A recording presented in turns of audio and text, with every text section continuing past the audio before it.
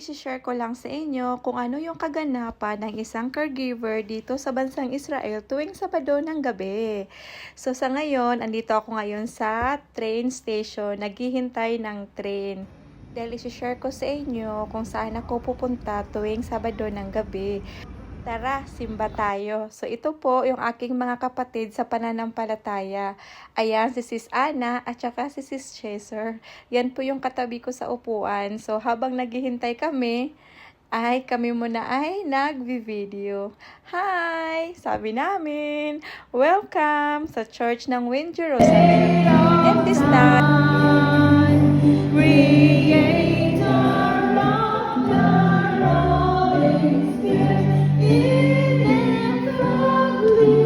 dito naman, share ko sa inyo kung bakit sila sumasayaw. Every service namin, meron po talagang presentation. So, ngayong gabi, presentation po ng men's group.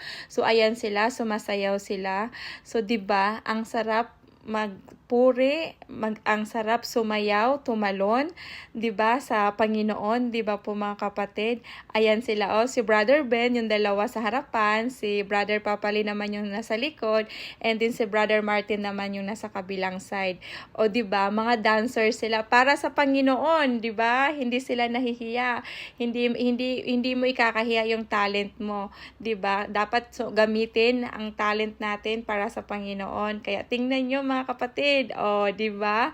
Sumayaw, tumalon ka, ang saya, nag-smile para sa Panginoon, 'di ba po mga kapatid? So, gayan po ang gawain o ang ginagawa namin every Saturday. Meron po kaming presentation every cluster.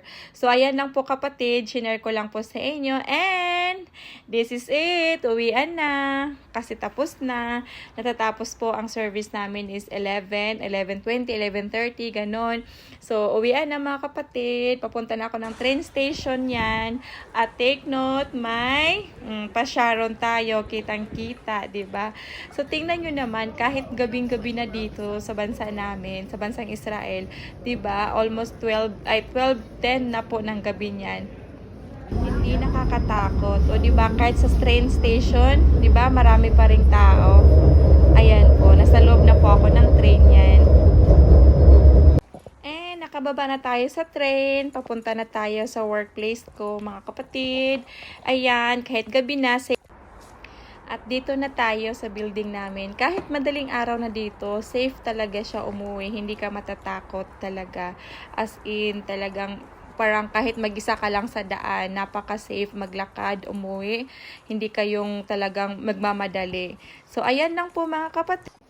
And andito na ako sa loob ng building, sa lobby. Good night! Salamat po sa panonood. Bye-bye! God bless everyone!